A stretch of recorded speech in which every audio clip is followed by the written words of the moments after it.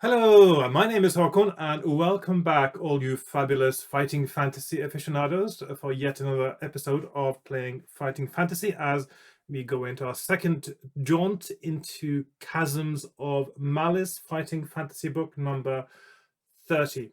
And last time, I really liked this book seems to have a lot of world building, a little bit more flavor from world building than most of the other books, but there's also something about this that I'm not sure if I like yet. There seems to be quite a high risk of dying, even though I haven't come across an insta-death paragraph yet.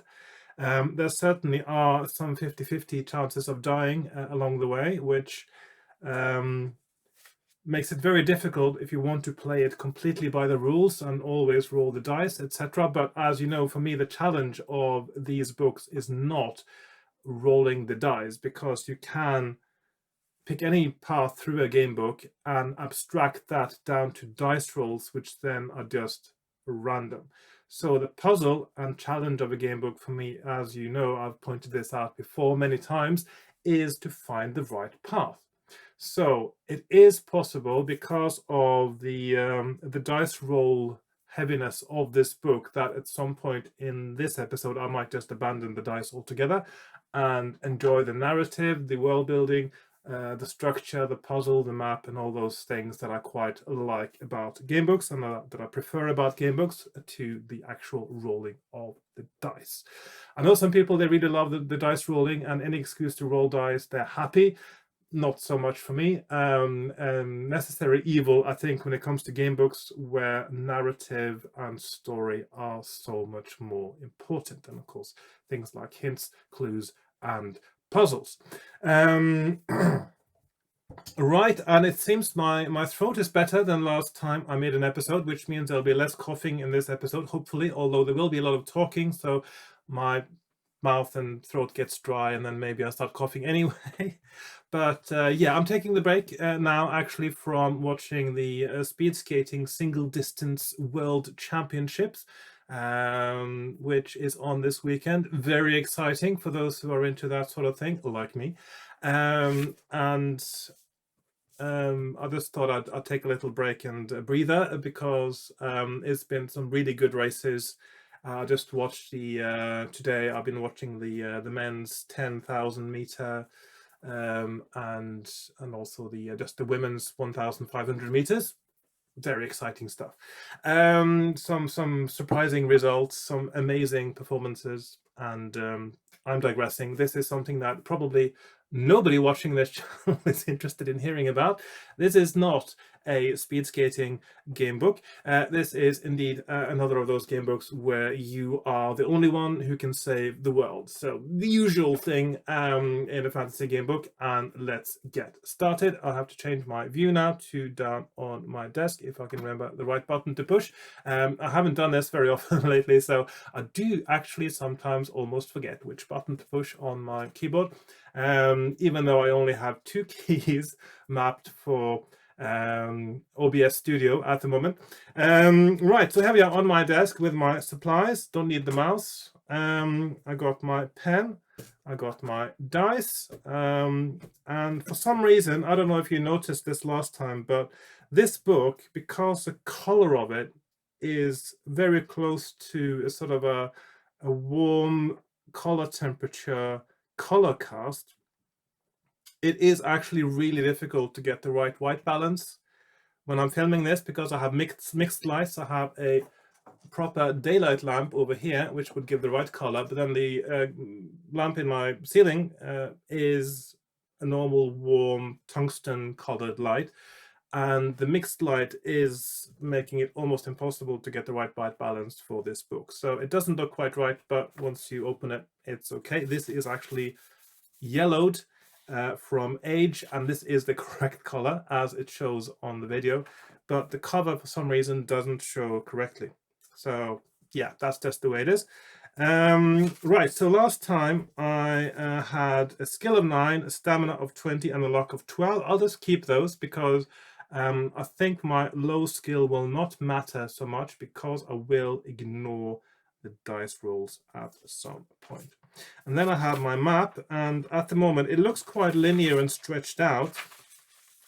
That might just be the path that I followed, and I've tried mapping it in a way that makes sense for me to have space to add more things. There were some indications in the my last playthrough that some places I went to were definitely choke points and part of the correct path, and then there were others places where there were something in the text indicating that I might have been missing a clue, a hint, a piece of information, maybe even an item that might help me, that might even be crucial and absolutely necessary in order to finish the game book.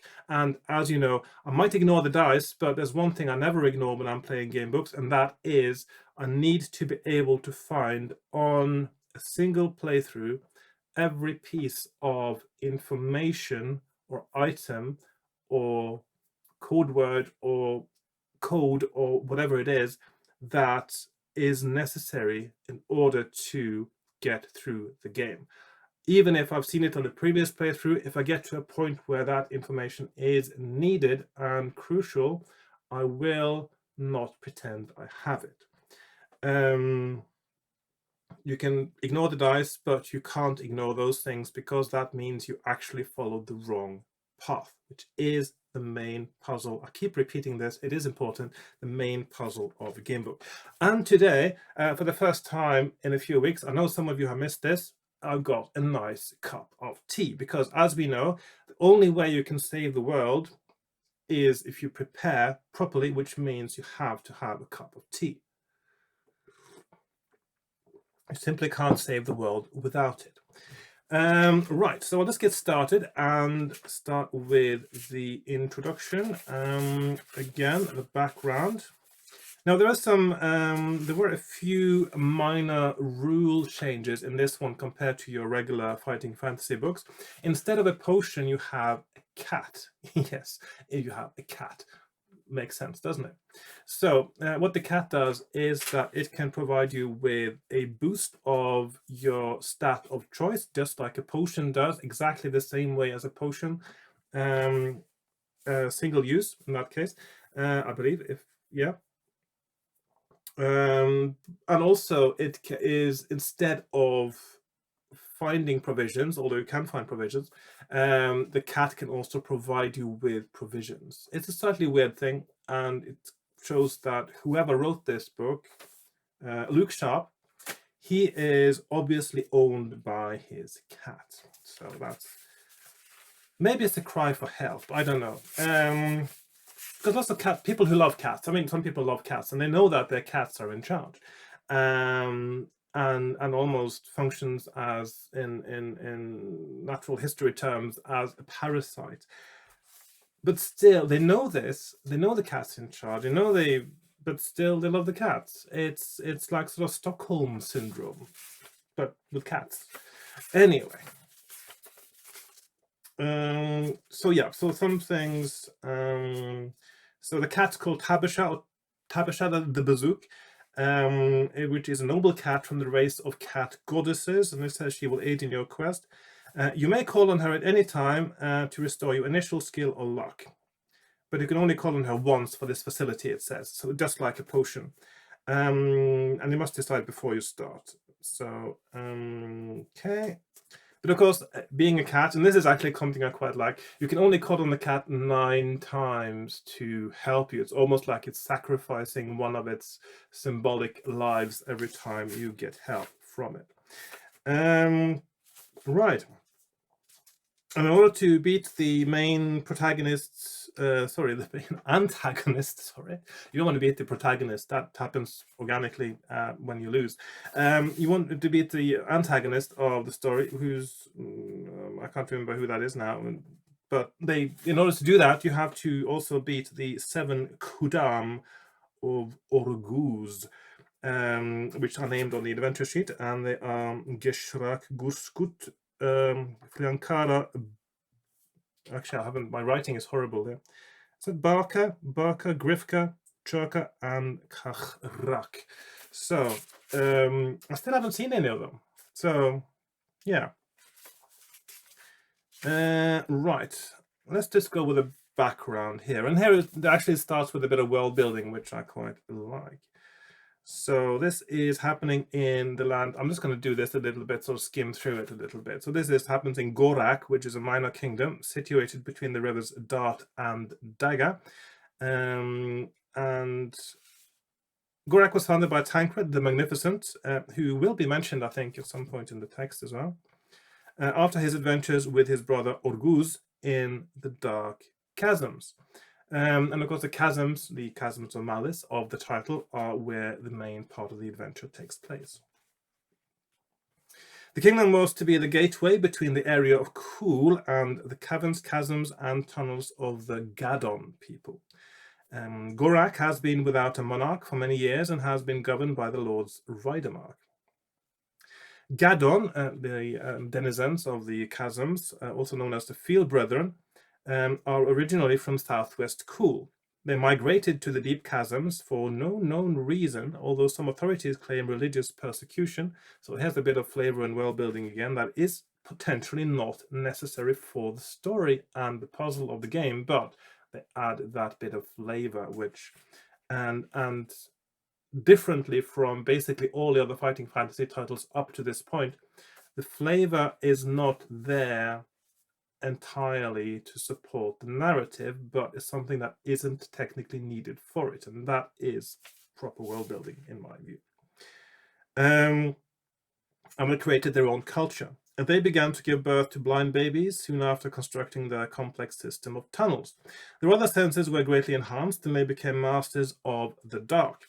The Gadon Knights, the Sense Warriors, are supreme fighters in the dark. They are rarely to be seen in the Toplands, as they call Kul, since the time of Tancred the Magnificent. So, and that's also another thing that happened on my first playthrough. There was a point where I was asked whether I had dark sense, if I was able to, if I had acquired training in the ability to sense things in the dark. So that is something that might be essential to completing the game, to have some kind of heightened senses in the darkness.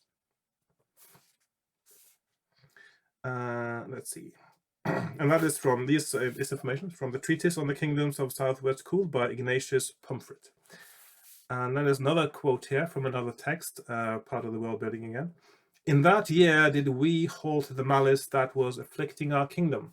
Am I in focus, by the way? I forgot to check if I am in focus on my desk here. It looks okay. I'll just do a quick autofocus there. I think that looks better. Yeah, I'm using my, very practical, I'm using my phone as a remote control for my camera. Very practical to be able to do that. So I can do the focus and the zooming and everything like that on my phone, while my camera is attached overhead, which of course makes it very hard to operate manually, and of course impossible while I'm sitting down. Anyway, yes. Halt the malice that was afflicting our kingdom, but at great cost. We lost our beloved brother Orguz to the evil, and in a mighty struggle we cast him into the dark chasm. So it sounds like Orguz became evil. And also it was mentioned here that, what was it said on the character sheet now, that so Orguz, because the Kudam, the 7 Kudam of Orguz, they're called. Was it Orguz that was the main antagonist? We'll get to it. While flying in the guise of a hawk over southwest Kul on his way to the gathering of the Mage Order, the wizard Astrogal is summoned by the Lord Ridermark, regent of Gorak, to investigate the sudden change in the fortunes of the small kingdom. Lord Ridermark explains, that strange dark creatures are abroad. People are attacked and killed for no reason but sheer malice. Although I would argue again that why, if you don't know why they're attacked, why would you presume that it's from sheer malice? That is actually a reason, and then you would know. Basically, they don't know. It just seems like sheer malice. The vital truffle trade route along Tancred's march is no longer safe, and the popular Aslef, leader of the stalwart knights of the Grey Order, has disappeared. Nobody can understand what is happening in what was, until recently, a peaceful land. Astrogal assumes a worried expression and rushes off to consult the annals and histories of Gorak. The great dusty tome confirms his memory of the story of the true shield. He slams the book shut and makes his way to the deepest vault of Gorak Keep. By the light of a blazing torch, he finds the great seals broken and the shield gone. Oh, did I skip something in the bit up here? Yeah, it says that we cast him into the dark chasms and did entrust. Sorry, I skipped a bit. So from the annals here, we cast him into Oguz. We cast him into the dark chasms and did entrust the noble Gadon warriors to guard him and his Kudam spawn for all eternity. The great seals were bound to the true shield and placed in the darkest vaults of Gorak Keep. Pray God that none will have to ... And that's the shield that's referenced here. So he makes his way to the deepest vault of Gorak Keep and the shield is gone. Across the floor is a wide crack leading to the dark chasms. So they've been burgled and there's been a heist. Astrogal explains to Lord Rydermark his fears that someone has unleashed the malice of Orguz and the Kudam by breaking the great seals. If Orguz has the shield, he will be trying to break the spell of its age-old power. If he succeeds, the 7 Kudam will then have the power to multiply.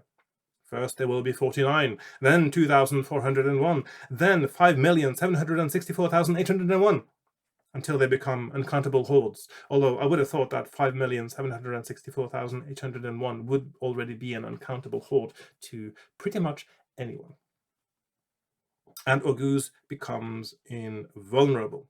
Astrogal emphasizes that to kill Orguz, it is necessary first to destroy all the Kudam, and only a direct descendant of Tancred the Magnificent can then hope to stand up to the evil power of Orguz himself. Lord Rydermark tells Astrogal that Tancred's line of descendants ended many ages ago. Astrogal ignores the remark and pulls out the crystal of Baria, which shows him the way to the blood heir of Tancred the Magnificent. Astrogal finds you working in the under kitchens as third assistant rabbit skinner. He grabs you, and before you have had the chance to wipe your hands, whisks you away to the vaults. He stands you in the middle of a dusty room and whispers some strange incantations. You stare in wonder as a sword rises from the dirt and lodges itself firmly in your hand. Astrogal stands back and proclaims you Tancred's heir. Astrogal explains the quest for the shield that no other may undertake. A little bit Tolkien derivative going on here, but it's changed enough that that's okay. Astrogal explains the quest for the shield that no other may undertake, because only you can save the world. That's becoming a bit of a cliche. No other can strike fear into the heart of Orguz or wield the shining sword. He also warns you about the traitor in Gorak. You must be on your guard at all times, especially if when you return. So, yeah. You strap on plain leather armor and a simple cloak. Astrogal announces that he has no potions with him to help you in your quest. Instead, he picks up a small cat and passes it to you. This is Tabasha the Bazook, from the line of the cat goddesses. She will stay close to you and help in your quest. Use her cautiously and wisely 9 times, no more. Now, there is no time to lose. He urges you on to the deep chasm in the great vault. Turn to 1. Right, that I think merits a sip of tea. Okay, so let's get started. Page number 1 of my map. Here we are. Not much going on here, as you can see. So, you leap into the darkness and land on a rocky slope. It is very dark. Looking up at the hole, you see the wizard Astrogal waving to you and saying, "Remember that you are Tancred's heir and, well, good luck." You turn back to face the darkness. Tabasha nestles in your hood and begins to purr. At the same time, the sword starts to vibrate and shine. You see the path ahead. Several small furry creatures rush for cover. You walk along the rocky tunnel for a long time until it opens out into a larger cavern. You find 3 exits. Which one will you take? The one on the left, turn to 50, a narrow crack in the middle, or a wider crack on the right, which drops down almost vertically. And in my journey before, I went with the middle road. This time I shall go the one on the left and go to 50. You enter the tunnel and notice shapes carved in the rock, but can make no sense of them.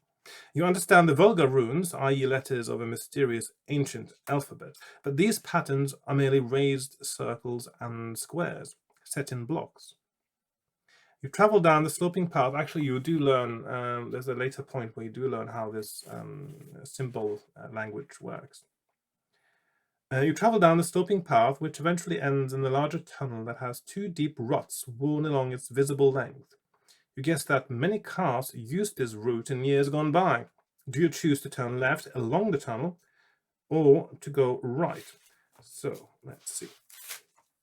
And of course, now that I'm taking a different path, I have to be very aware that at some point the paths are going to merge. I'll just do it in blue now. I did mainly black last time, so now I can, if I do blue this time, mostly I can see which one is my second playthrough. That's something I haven't thought about before, but that'll be sort of fun when I'm doing my mapping. Let's see, so it's left 2, 11 or right 1, 3, 5. I'm going to keep turning left, following the heart, as it were, going left, because that's the side of your body where the heart resides. Which could be a reference to a Norwegian Christmas movie, by the way. The search for the Christmas star. Anyway, as you stride between the ruts, Tabasha jumps off your shoulder and darts into a crack in the wall. You stop and hear a squeak and a scrabbling until she emerges with a fat, furry worm between her teeth. She deposits it at your feet and obviously wants you to eat it. You do feel hungry. Do you eat it, or do you think that you will be better off without it?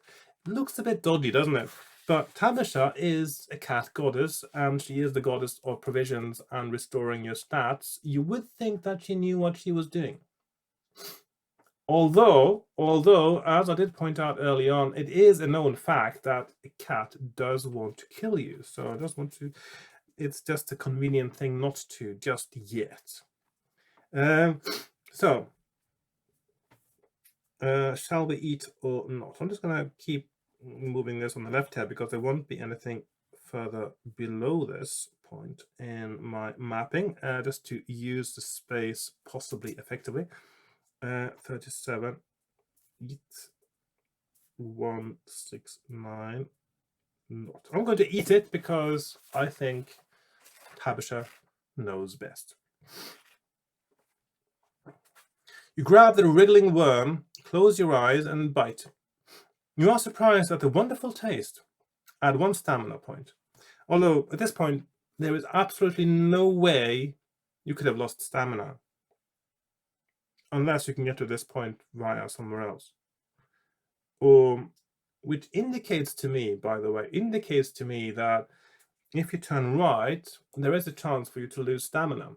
So at the first junction here, and then you have to turn back and choose something else. Because I did say it went quite steeply down. Maybe you fall down and you have to clamber back up again because it's a dead end and you lose, say, 2 stamina and then you get 1 point back here. So +1 stamina. And Tabasha looks satisfied, rubs herself on your leg, then jumps back onto your shoulder. Turn to 247. So 247. The tunnel begins to slope gently downwards. You notice platforms and steps cut out of the rock. It looks as though some great civilization had once constructed the route. Suddenly you hear a noise. The sword loses its brightness, and you listen carefully in the dark. You sense a shape collapse on the ground by your feet. In the distance you see 2 torches and hear the shrieks and screams of what can only be orcs. The sword shines momentarily, and you see a wounded dwarf at your feet, holding a metal collar. The orcs are getting closer. Do you help the dwarf or hide and see what happens? So this is, did I not see this last time as well? Slightly different paragraphs, but I did get into the same kind of situation, but from a different place. Now, what happened last time was that if you tried to help... No, hang on. Last time, the dwarf that needed help still had the collar on, which means that the others were able to actually... because the collar is for control. Once his collar is off, they can't control him anymore. Because what happened in the other one is the dwarf attacks you because they regain the control over him because he's wearing his collar. So this is a bit of world building as well, actually, the collars, and quite a common thing. It's been used in several fighting fantasy books where the slaves have collars that give their masters a kind of magical control over them. And also it's a symbolic way of showing the control as well. To wear a collar means you are a slave. So yeah. So this dwarf does not have its collar, which means it should be able to help me against the orcs if I choose to aid him. So in this case, which means that he might be able to help me in some way to do with my quest. So I'm going to help this dwarf. So I'm going to go here and 303 105 help. So I'm going to help him go to 105. Stand your ground, and the sword shines brightly. The orcs see you. One of them drops his torch and pulls out a sword. Go away! The dwarf is ours! He hisses at you. You say nothing, and the orc realizes that he'll have to fight you. So you seem to be the strong silent type, no one-liners, no sort of, yeah, that sort of thing. No 80s action movie one-liners, which I suppose is good because that can be a bit cheesy. Okay, as you fight, the second orc grabs a metal collar and runs away, chuckling at his cleverness. Okay. Well, running away might be clever. If you entered 281. Okay, so win 281, and this is a 6-8 battle, which should be quite easy normally. And I think I'll just make an executive decision and say that I'll win the battle and just dispense with the dice rolling. I think it just disrupts the flow of the narrative for me to roll the dice and do the combat. So rolling dice like a sort of a skill check, that can be fine, but because there's a lot of rolling involved in the combat, and it sort of takes you out of the flow and immersion of the narrative. So 281, there we are. The second orc has disappeared. You look at the dwarf. An arrow sticks out of his side, but then turns to smoke. It's too late. The poison is in my blood, he says. You explain your mission, and he shivers at the mention of the Kudam. Look to the Gadon. Go to the Dragon's Breath Inn. They might help. I went there last time, and yeah, these are his last words. You set off in the direction taken by the orcs. Turn to 383. Okay, still not an overlap of paragraphs here. So this is what... So he tells me to go to the Dragon's Breath Inn, and this is what I call a hint in a game book. So it's a piece of information that helps you in making the right decision at a later time, but it's not something that is essential to making that decision or to solving a puzzle. That I call a clue. So for instance, if it says the code word, if you said the code word for getting into the back room of the Dragon's Breath Inn is goblin, for instance, that's what I would call a clue, because it's something that you can't progress without. So I like to distinguish between hints and clues, and I like both in the game book. I do like hints, especially because in Ian Livingstone's game books, famously, there are no hints. You have to make a decision without any prior information about what might happen next, and one of those choices could lead to an insta-death, which is very unfair. Steve Jackson, on the other hand, he is good at leaving a few hints, to aid you in your quest. So there might be something that indicates something being a wrong choice or a right choice before you get to it. And these things are, I think, are also something that makes the game book feel better, because, and also it makes you feel it makes you feel better when you play it, because if you pick up on a hint, especially a really subtle one, and you make the right choice, and it's because of the hint, then your feeling of success at having made the right choice is going to be better. And of course, in physiological, biochemical terms, you get a bigger load of your pleasure hormones firing into your brain, and your brain telling you that, yes, you made the right decision, you are great, you're doing so well at surviving. Okay, so that's how it works. And that's why I absolutely love a hint, and I love realizing. And also, this is actually no, I'll just do an aside now. I'll just do an aside. Okay, this is also exactly the same reason why people like watching, or one of the reasons, I should say, why people like watching whodunits. The thing about whodunits, good whodunits, is that the viewer should be given all the hints and information that is needed to solve the crime, to solve the murder, usually, of course, in the whodunit. So you pick up on these little clues, and if you pick up on the right clues and manage to avoid the red herrings and all those things, and solve the murder, and you know who done it and exactly what they should be looking for before the detective figures it out, then that makes you feel good. And I think there's the same kind of mechanism really at work in a game book, where you have a good hint that tells you what is the right choice. Okay, aside over. Okay, 383, which probably is going to soon link up with this bit in the middle here. I am guessing. It's just that slightly different things happen if you encounter the dwarf and the orcs up here. You stumble along the tunnel for a long time until you find that it splits in two. The left-hand tunnel has a dragon's head carved above it. Do you wish to take this tunnel? That might be a sign that this is actually the way to the dragon's head inn. Was it dragon's head or dragon's breath? Anyway, or prefer to enter the tunnel on the right. So 74 and 187. Still don't really have those here, do we?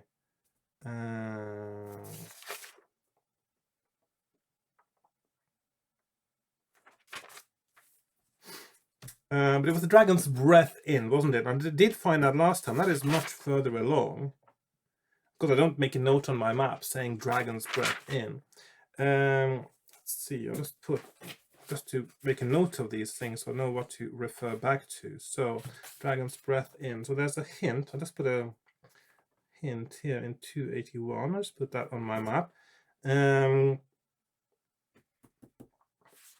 So this might be something else. This might be a clue that the dragon's head sort of, maybe it's a warning sign saying there be dragons. In any case, I am going to be curious about this. Oh, hang on. I do actually have 74 on my map. And this, interestingly, is just before the point. This is where you get the option of, excuse me, helping someone else. Interestingly. Let's see, 187. Okay, so 187, right. Which means that if I go there, then of course, then I have the chance of helping this other dwarf. So I know what happens there. So maybe just to make sure that I actually get as much new path information as possible in this playthrough, maybe I should avoid joining up with the other path just yet and turn right and see what is there, even though that might actually mean that this is the completely wrong choice.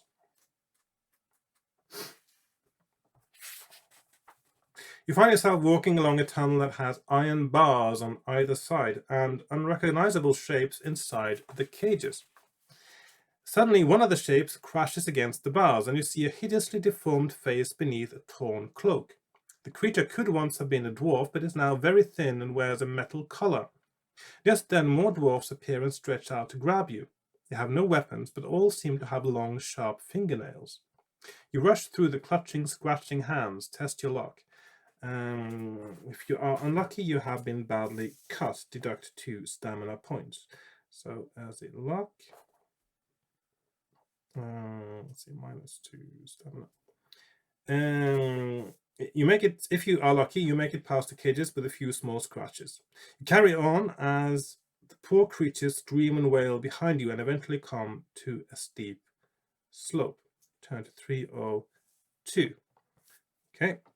Okay, let's put that here. 302.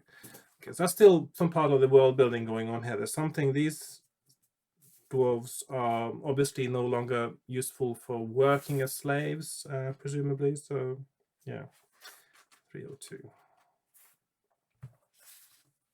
You slither and slide. You slither and slide down the rocky slope and then land with a splash in a puddle. So I keep moving my book over here when it should be really in the middle here. Close to a rushing river. The water is very cold. This writer likes using the word very. Sometimes it can be a bit much. To your left, there is a narrow path. Do you travel in the direction of the flow, or do you go upstream? Okay, I don't think I didn't see a river last time, did I? Okay, I'm just going to go a little bit sideways on my map now, because I don't think I'm too far ahead of this point here. Now, I think most likely that the correct path would have been to get over here to number 74 now. Because there are a few points here that I'm quite sure are part of the correct path, it says here. So where you get plus stamina, where you get plus luck. We'll see. We'll see. I'm not presuming I'll win the game on this playthrough. So that's the thing. The first few playthroughs, it's sort of exploratory. It's you're finding out what's going on, where to go, what's happening, what you might be needing, especially when you get to a point where you're told you don't, or you're told you need this and that to progress further and you don't have it. So yeah, I don't actually like winning too soon. I don't like winning on the first or second try of a game book, because that means I would inevitably that I would have missed a lot of interesting flavor, interesting ways of dying, for instance, and other events. So yeah. Okay.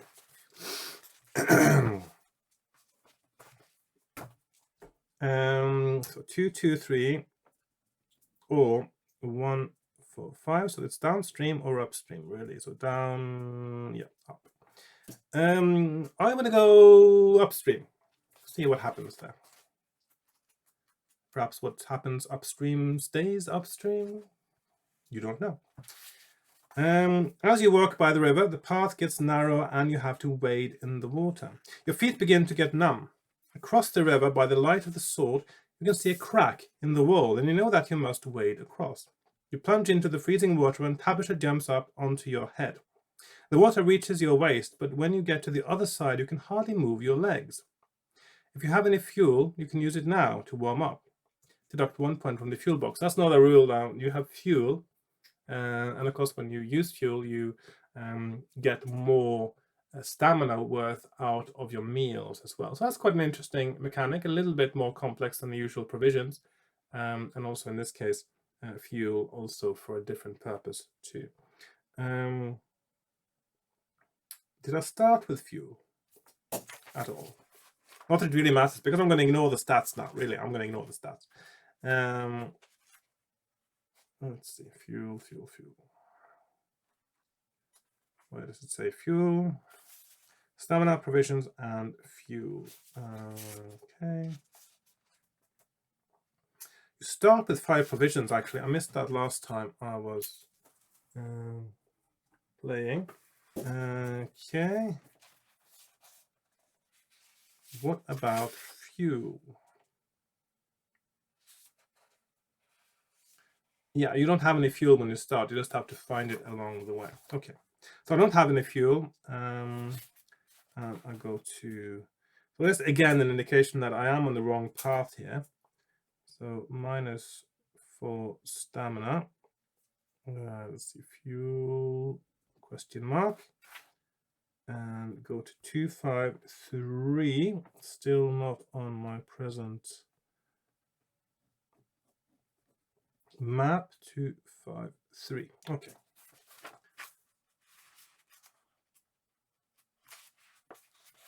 You squeeze through the narrow crack and find yourself in a cavern full of old, dry, woody roots stacked neatly in the corner. This sounds familiar. There might be, of course, what often happens in gamebooks is that slightly different things need to happen in the same location, and so there might be two paragraphs that are the same location but different things happening. So yeah, we'll see. Where are we? Yes, stacked neatly in the corner. As you examine the cavern, you find a small metal trap with a recently killed rabbit inside. You take the rabbit, add 2 meals. Hang on. 253, that's the one in the beginning. I knew this looked familiar. Okay. So that takes us back to, so all this, the beginning here, all this bit here takes you back there. That is interesting. That is very interesting indeed. Okay. That means this map is actually a little bit more convoluted than I've expected. That's nice, actually. I quite like that. That you can sort of, yeah.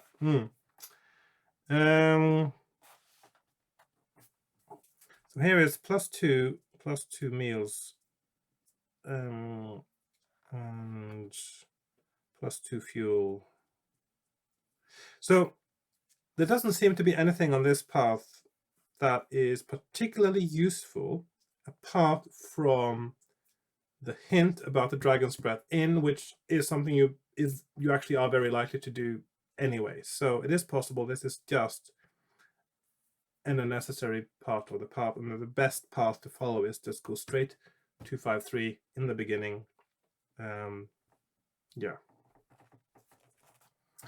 There are sharp tools and old skins scattered around the cavern, and you decide to leave by the only other tunnel. When you have been walking for a few hundred paces, you hear a shriek behind you, and then the sound of pursuit. You begin to run, but you stop at a deep chasm, which is crossed by a narrow stone bridge. Across the chasm stands an evil-looking dark elf holding a large staff. Do you attempt to cross the chasm, or stay where you are to await your pursuer? Last time I tried to cross the chasm. Maybe this time I should wait for my pursuer just to see what that's about, because I like to fill in the blanks, as it were, when I'm doing this. Okay.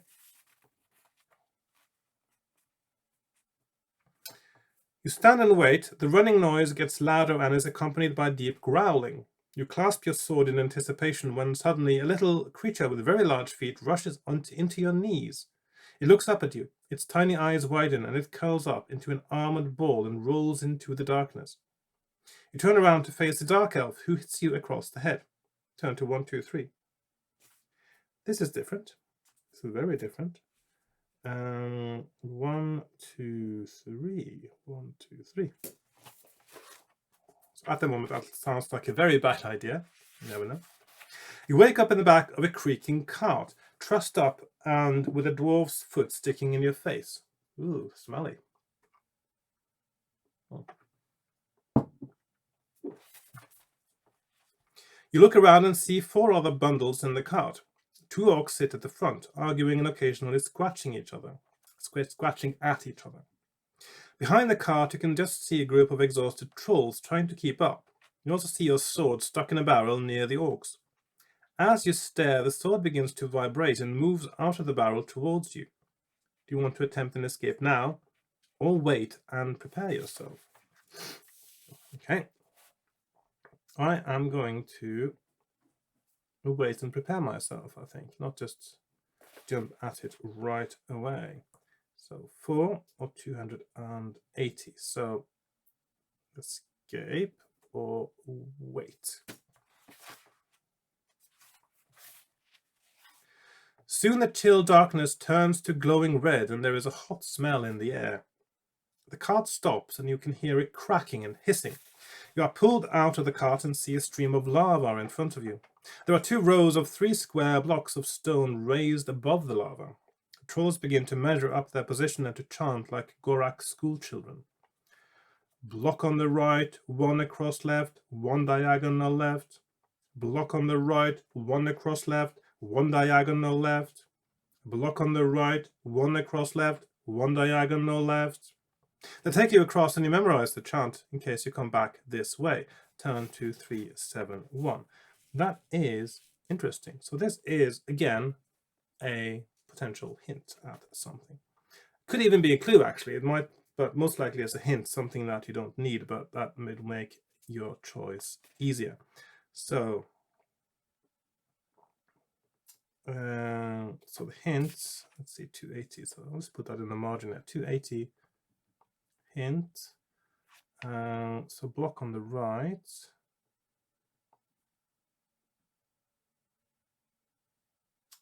So block. I'll just put it here. Hint. I'll just go back to 280 when I need to look for it. So something to do with the blocks. Okay.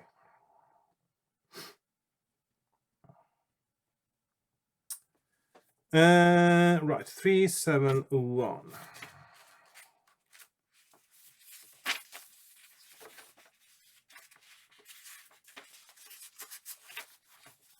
You are carried across by a troll. Then you are unbound and made to trot with the other prisoners towards a camp of black stone huts within a large cavern. Smoke rises from most of the buildings, and you pass the remains of a great gate. You are dumped into a smelly, smoky room. There are about a dozen dwarfs and several Gadon. After a time, an orc comes in with a bucket, throws some slops on the floor, and tells you to eat. Eventually, several orcs arrive with small metal collars. They put them on the dwarfs and march them away. The male Gadon are also taken, and you are left with the remaining Gadon, a woman of dark looks, wrapped up in a black cloak. She comes over to you and asks who you are. Do you tell her or keep silent? I think I'm going to tell her. Okay. So let's just get the options up here. Move them a little bit off to the side to make some more room on my map. So we have 32 or 126. Now the Gadons are my allies in this game. It's clearly that they are being subjugated to the orcs, the enslaved, etc. And so it behooves me to actually tell her who I am. Tell or silence. Most likely, unless she's, I mean, there might be some inside informants as well. You cautiously tell the Gadon female of your quest for Tancred's shield. She smiles, and you notice long fangs showing in her mouth. Her eyes open and shine bright red as she laughs an evil laugh. She stands up to her full height and swipes at you with a clawed hand, and you realize that she is the Kudam. Even unarmed, she will be a formidable opponent. This is really interesting because this is an essential battle. You need to defeat all the 7 Kudam in order to win the game. So this is a point of the game that you absolutely need to get to. And that means I have to reevaluate what my correct path is. But so 32. So this is 32. Kudam Churka. Okay. So this is 10, 12. Now it's possible I might get into that battle if I make the other choice as well, but yeah. If you win, you rush outside. Do you go left, right, or straight ahead? Now, the big question is, are these positions available on my map? And how on earth am I able to escape? Because I thought we were still locked up, but there you go. I somehow doubt that this is the part of the map I've already seen, so I'm just going to have to do a new bit of mapping over here. Now, let's see. Of course, this battle would have been really hard for me to win in if I actually did the rolling. It would take a really long time. I would be really bored. My apologies. I'm going to skip it and say that I'm going to win because just to run through the logic of that, I could have made exactly the same choices over and over and over again an infinite number of times, theoretically, and got to this point, rolled the dice, and of course the numbers that came up would have been different every time, but there would have been a time when I would have won the battle with even not a scratch if I did that enough times. So it's just a random element. It doesn't actually make a difference. So not rolling the dice is not cheating. It is saving time. So by the rules of logic, it is just saving time. So I'm going to put up my choices here. Let's see, let's put them there. So I don't know where I am relative to anything else on my map now, which means I have to be very vigilant in trying to find common numbers between what I've seen and what I haven't. Let's see if I recognize the text of a paragraph. Is usually the way that I notice these things. So that's left 167, left, right 268, right, all straight ahead 312. So I've been going left a lot today, so maybe I should start going right now.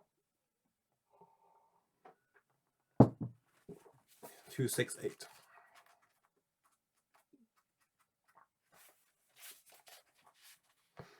You are in another stone hut, much larger and grander than the others.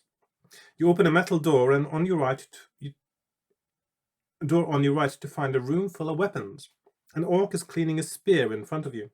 Suddenly you see your sword rise out of a pile in the corner and fly to your hand. The orc throws the spear. Test your luck. Okay, so we've got luck. So that is probably where I need to go because I need to get my sword. If you're unlucky, it hits you and you are wounded. Now, that's another thing, by the way. With this previous battle, you would think that you got a penalty for being unarmed, wouldn't you? But of course, your opponent is unarmed too, but she has the claws. So anyway, if you're unlucky, it hits you and you are wounded. Deduct 2 stamina points. If you're lucky, it misses. You then rush out of the room right into a guard troll. Do you fight or run outside? So you got the option then of doing like this.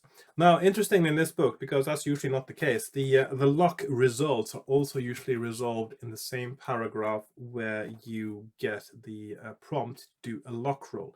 Usually in most fighting fantasy books, you say test your luck, and then if you're lucky, go to this paragraph, unlucky, go to that paragraph.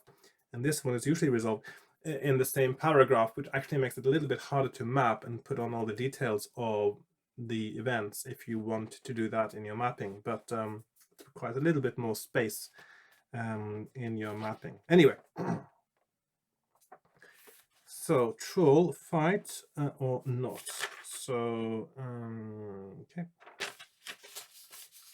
just have a quick look at the do I want to fight a troll? I might as well, because I'm not doing the rolling of the battles now. But of course, fighting the troll might mean others are going to show up as well. But the thing is, sometimes fighting is what's needed because it might lead to events that are, or items, you might find items that are relevant. The troll is huge and swings a double-daggered scimitar at you. Troll 8, stamina 10. If you win, turn to 236. Let's put that over there, 236.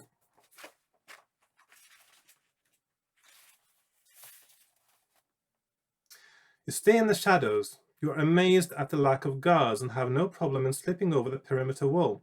The lava river is glowing ahead, but as you try to walk along it, you find that in reality it is a moat. The only way out is the way you were brought in. You find the stepping stones and are faced with a row of 3 immediately ahead of you. Remember how careful your captors were in choosing the right step. Can you recall the correct path? Now, of course, the correct path is going to be the opposite now, presumably. So, do you jump on the left stone, the right, or the center? So we got 3 options.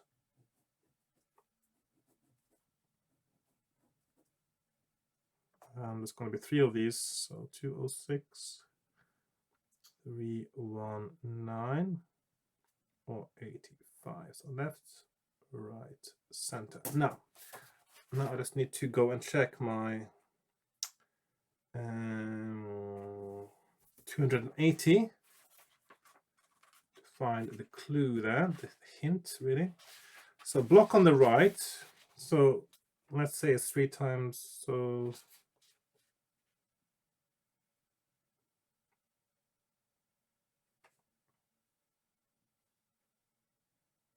block on the right. So the 3x3 stepping. It's not clear. It says 3 stepping stones, doesn't it? But it's to block on the right is the starts with the block on the right, 1 across left, and 1 diagonal left.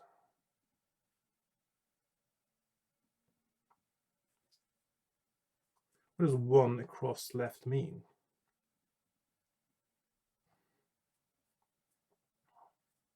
Because across, you'd think that would be on the opposite side, but then so it's 1 across. So it's okay.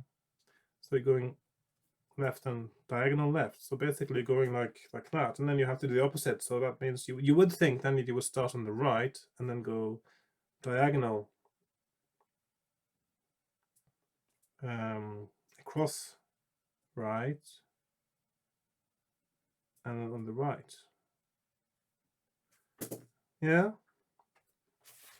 it's a little bit, I feel it's a bit ambiguous, but I would think that since I went left that I would have to go right when I'm coming the other way. So 319. So 319 safe. Your choice now is left, forward, diagonal left. Okay, I see. Yes. So okay, it's a bit clearer now.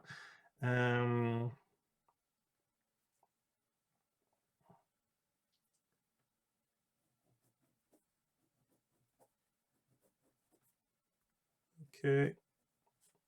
So then it's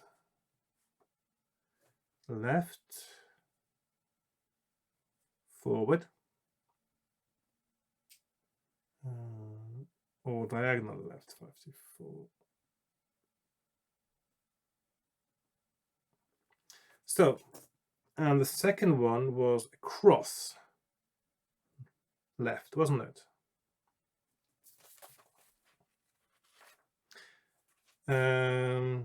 No, well, no, the step onto the last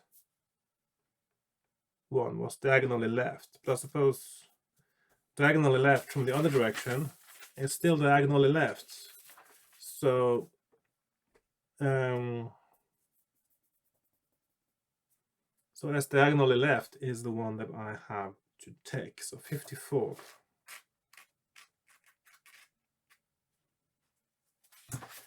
You are safe. Now do you choose left, right, or forward? Okay, so it's right, diagonally left, and then we have, and I presume that any wrong choice now is going to be the death of you. Let's see, 108, 166, or 396, forward, left, and right. Now,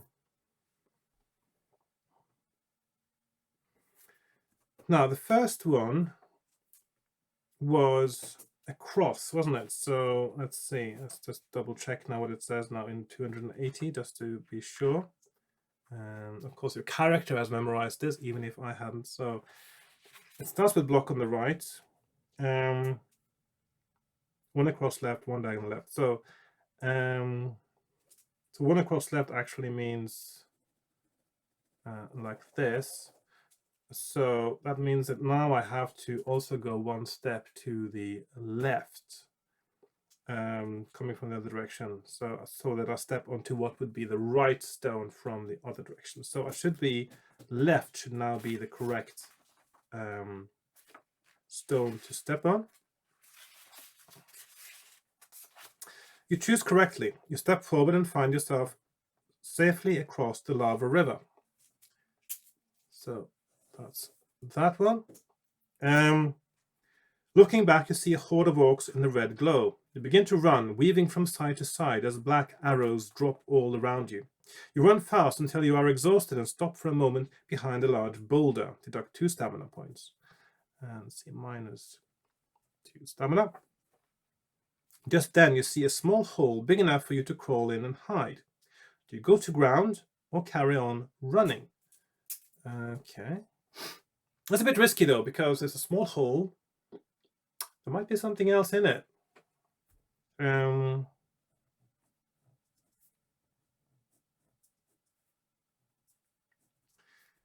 Okay, 1 for 1 or 80. So run or hold.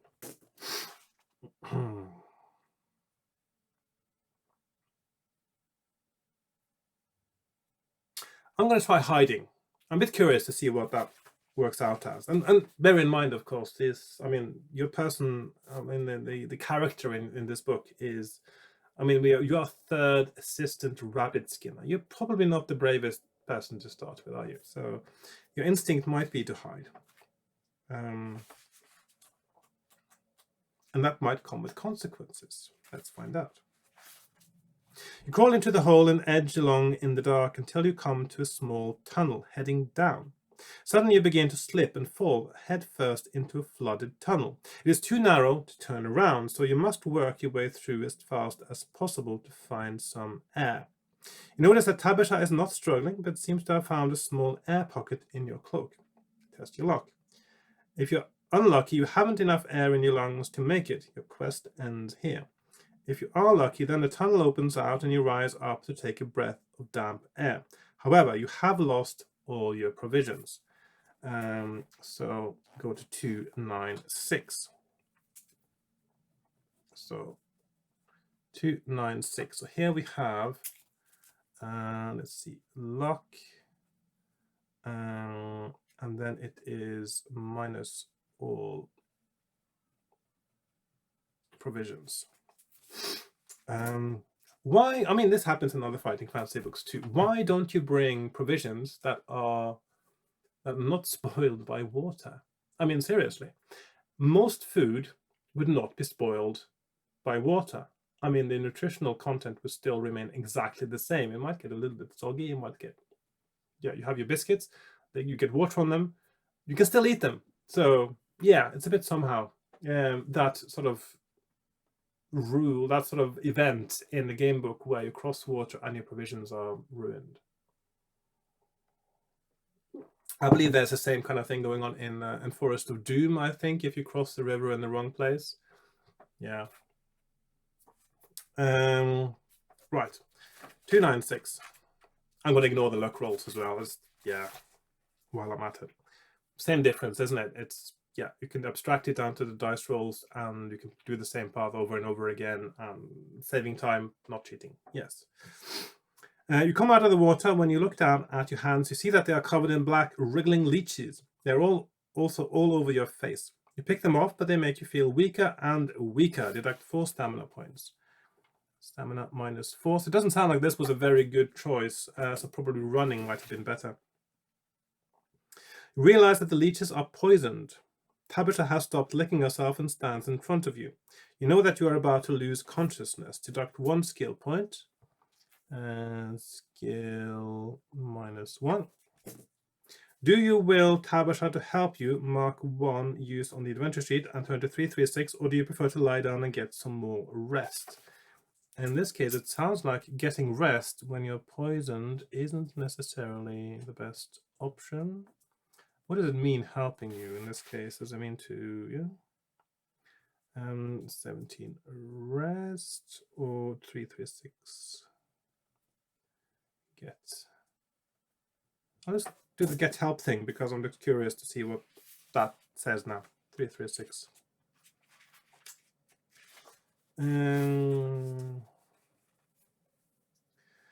You wake up on a hard bed in what seems to be an apothecary. In the corner sits an old woman at a spinning wheel. She looks at you slyly. Tabitha sits on your chest and purrs. The woman is talking to herself as she spins. Ah, yes, my sweet, we know the cutter is his Tancred. Now another Toplander comes to kill him. She looks at you. Yes, I helped you when you called by this worthy feline. I also want the evil to go. I want Orguz to die, and I want to be free of the malice. She gives you some potion to counteract the poison. Turn to 79. Okay. Nice drawing that. Very Ross Nicholson style. Right, so turn to 79. 79. I like how this is basically a completely different path to the one I did last time. I still haven't found a single, I mean, I have sort of found options to go to choke points or the same points that I were before, but I haven't actually been on, yeah. So it's just the same. These two, this paragraph, that's the only one in common now, is paragraph 1 and paragraph 253. Brilliant. 79, yes. The woman helps you get better, and as she prepares the broth, gives you good advice. Seek the caves of Minosadur. There you will find this means to destroy the evil of Orguz. Seek the 3 stone wraiths spoken of in legends.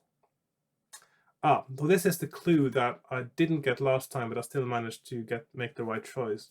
So this is, well, hint, I should say again, because it's not needed to solve the problem, but it is helpful in making the right decision.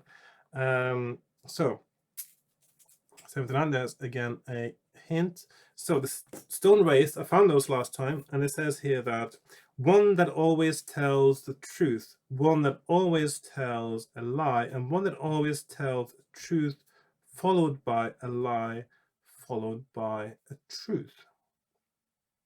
Interesting. Yeah. Okay.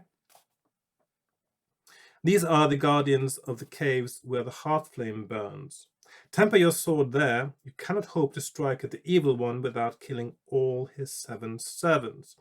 She stands stock still. Her eyes glaze over and she says no more. You leave her there and go outside to a tunnel. Do you turn left or choose to go right? So I've killed one of the servants, but I don't know where the other 6 are, of course. I did last time manage to temper my sword in the flame. What was it called? The heart flame. So I know where to go for that when I get to that bit. So again, this is a hint, just like I got one earlier as well, which means that these things are still not essential. The only essential thing I have done is to get to the point where I've found the first Kudam, which is one of the 7 that I need to kill before I can kill Orguz. So turn left 144 or right 252. Now this is something that might be somewhere. Yes, there we are. I can see it there on my map. This actually leads to this place here. Anyway, this is the parallel paragraph to 294 in that it leads to the same 2 options. So I am going to do like this. This is to 144 or 252.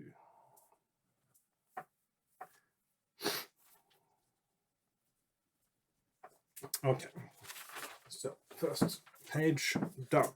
So these are the same 2 options I had here. So Last time I turned right, which seems to be the right way to go, by the way, because I get into the cave. So I'm going to do that again now.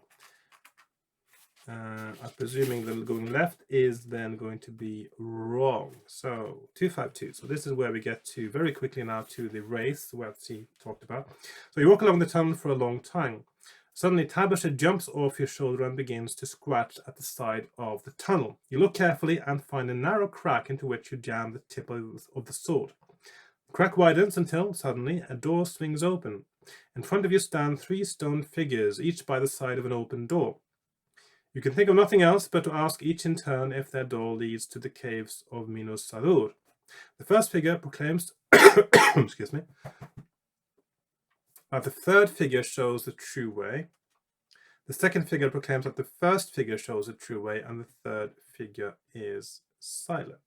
Now, according to the clue, one always tells the truth, one always tells a lie, one tells truth followed by a lie followed by truth. Was it not so?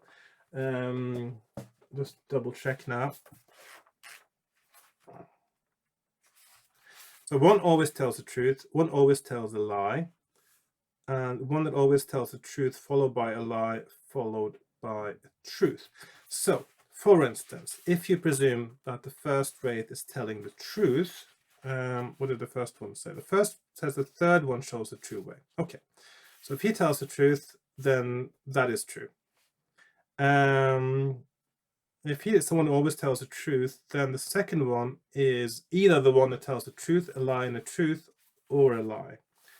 And he says the first one is the correct door, which means that that can't be the truth. So he cannot be the one who always speaks the truth. No, it cannot be the one. Both of those can't be always speaking the truth. So that means that one of the two first ones are either always telling a lie.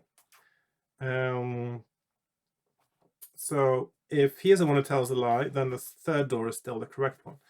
If the first one always tells a lie, then the third door is not correct, but then the first door might be correct. And the third one doesn't say anything, which is a bit weird because then you don't really get any additional information. So, but did you ask it? Yeah. So, yeah.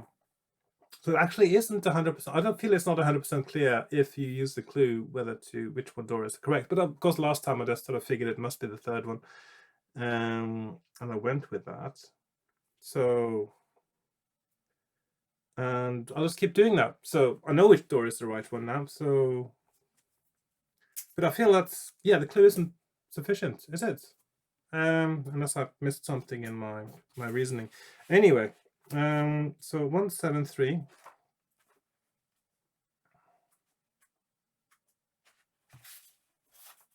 You step inside and the door shuts firmly behind you at 2 lock points. Suddenly you hear a voice in the dark. You seek the heart flame, brave adventurer. Beware! Many have entered, but few have left Minos Sadur. A wisp of green smoke leads you on, and you follow. Seek the flame that cannot be seen. Enter and experience the many caves again and again. The smoke dissipates, and you are in complete darkness. The sword will not shine, and Pabasha is cowering in your pocket. You stretch your hands out and walk into the darkness. Turn to 2. Okay. So this is where you have a little bit of a maze where you can walk in circles. Actually, not as mazy as the maze of Zagor, famously, of course, one that defeated many an adventurer in the 80s because they were too lazy to map it. Presumably, it actually doesn't have that many paragraphs. It's just cleverly designed in that you can, if you make a wrong turn, you might end up in a different place, which isn't that hard to map. You just have to start the map somewhere else, and then you link them up and you know where the connection is.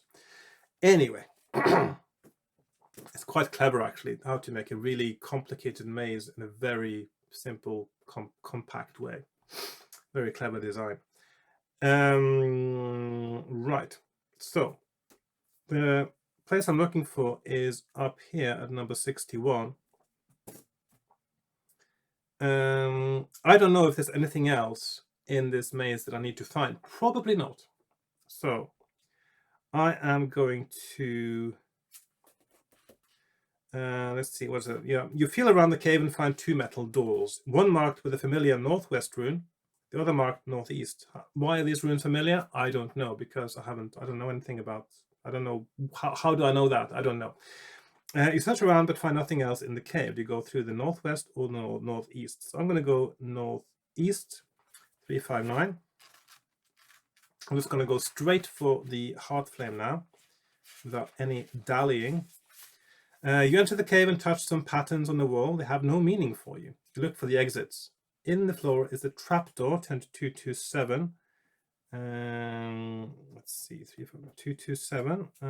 Is that on the map somewhere? I don't think so. Or else there is a choice of 3 directions. So there's northeast, 194, yeah. Northwest, 382, yeah. Southwest 2, okay, that's back where I came from. Or there's a trapdoor in the floor, which is 227. Try to check out the trapdoor first, because I'm curious. 227. Turn to 39. Oh, ominous.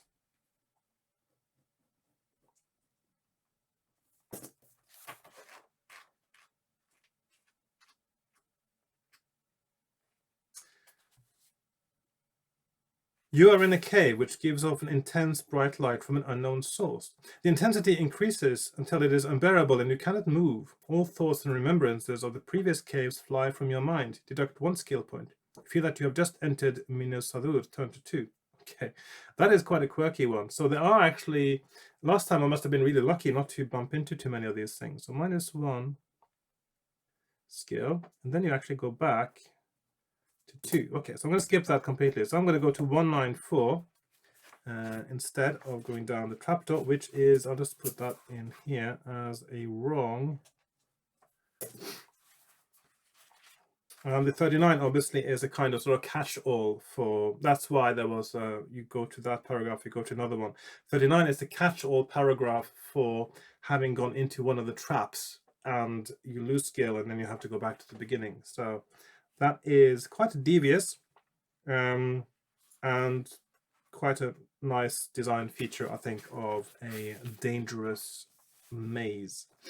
Okay, so you feel around the cave, discover a large stone statue holding a sword. It is cold to the touch. You now have a choice of 3 exits. Southwest, 359, yeah, that's where I came from. Northwest, northeast, I've been here before. I'm going to go northeast, 246. The cave is full of ancient dwarf armor in huge mounds. You have to push a lot of the suits over to find all the exits. Now, there's really these things, descriptions of what's in the cave are a little bit somehow, because some of the things you wouldn't really know unless you actually were able to see, because feeling your way around and seeing is so different, and you wouldn't.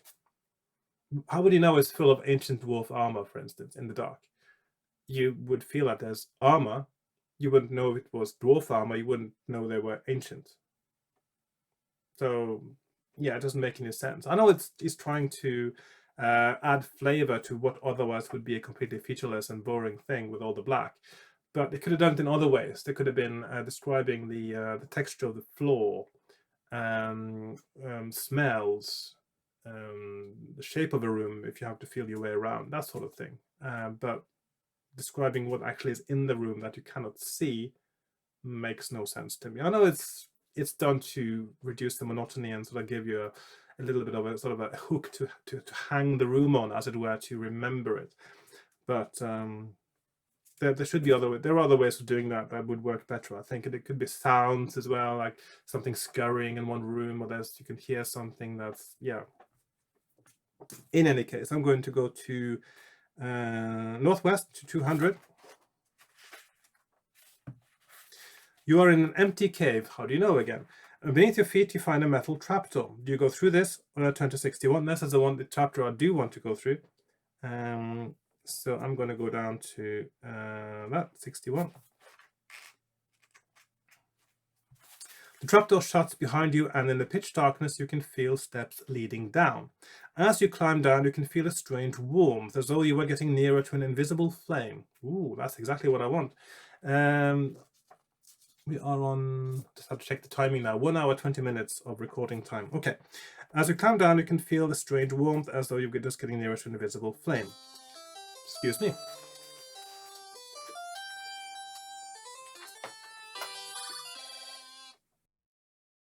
Right, I am back in the room, as it were. Sorry about that, but phone calls do happen. Right, so, and also I've been thinking, no, I'm not going to say anything about that now, some other time. Okay. Right, so the trapdoor shuts behind you, and in the pitch darkness you can feel steps leading down. As you climb down, you can feel a strange warmth, as though you were getting nearer to an invisible flame. Just then, the sword begins to glow, and you see a large stone cauldron. Around it are 4 seated figures with swords in hand. They wear ornate armor and do not move. Well, I would certainly hope not. You know that this is the heart flame. Here you must temper your sword. You walk forward and plunge your sword into the cauldron. Suddenly there is a great cry. You see a dark shadow writhing and smell a filthy stench. The figure clutches at its left knee. And interesting that the left knee is sort of in italics there. Is that supposed to be some kind of hint? Maybe the left knee, maybe that is the Achilles heel, as it were, or the Augur's knee of Augur's. Maybe that's where you need to hit him to, maybe that's his vulnerable spot. So it's possible that is actually a clue, although I didn't pick up on that last time. But maybe, I'll just put here, left knee, question mark. If it is a clue or a hint, it is a subtle one, which I like, and hopefully if I find the place, and as I mentioned earlier, if I find the place where that actually is a hint that is instrumental in making the right decision, and I pick up on it because I've noticed it here, I'm going to feel really good about it. So that's how it works. Okay. When you lift the blade out, it is at first invisible. Then it takes on its old shape and shines as never before. Add 2 luck points and 1 skill point. Okay. Haven't put that here on the thing, so it's +1. Let's see, +1 luck, plus 2 luck, sorry, and +1 skill. Mark on your adventure sheet abilities box that your sword has been tempered by the heart flame, and remember any other secrets you may have gleaned. So that any other secrets you may have gleaned, that might be a reference to the left knee. Interesting. See, I completely missed this last time, but that might actually be, yeah. You then hear the guards of the heart flame chanting, and everything disappears. Turn to 100. Okay. So far it seems to me that my path through the book this time has been better than the one last time. Usually that is the case, because I tend to make new choices where I'm almost sure that it's not the essential path, and of course I do try to follow the bits that I'm relatively sure are essential. You find yourself in the dark chamber. As you stumble around in the gloom, you find a well. Looking down, you see nothing but darkness, and when you throw a rock into it, you hear nothing.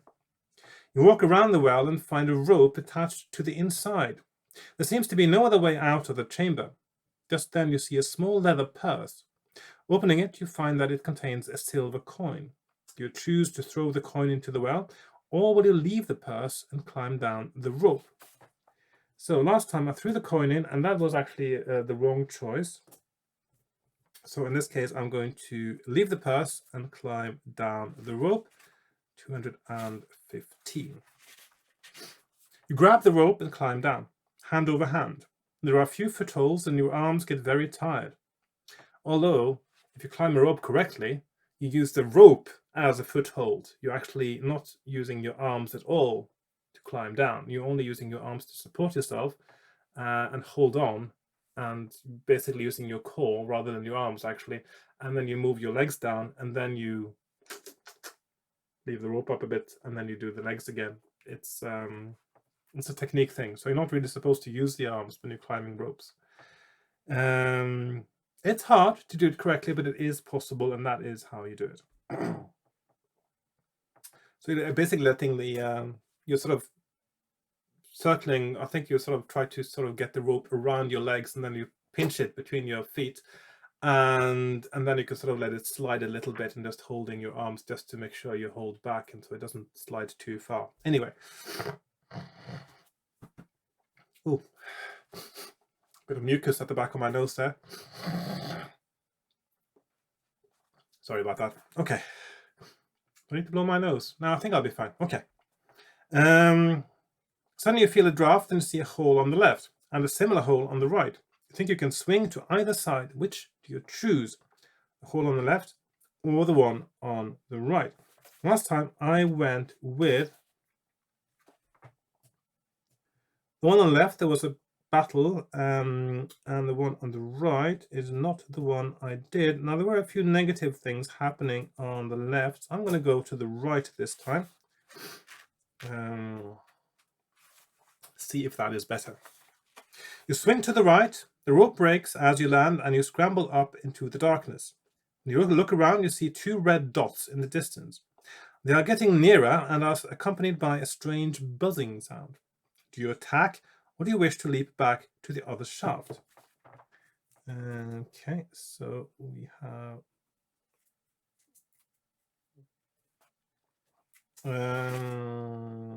so 2, 4, 8 attack. I don't want to leap to the other shaft, so I'm going to attack 2, 4, 8. You swing your sword just below the red dots, but you fail to make contact. One red dot moves to the right, the other to the left. Tabasha the bazooka is as curious as you about them. Cats like their red dots, don't they? That's why you have the laser pointers. Yeah. She jumps down and catches one of the dots. It is some kind of fly. The bazooka eats it and then proceeds to catch the other fly. She does not offer it to you. You scout around and find two possible exits, a large tunnel leading up, or a narrower tunnel on the level. Turn to 393. So there's 203, which is over there. So 203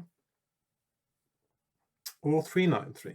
So 393. So okay.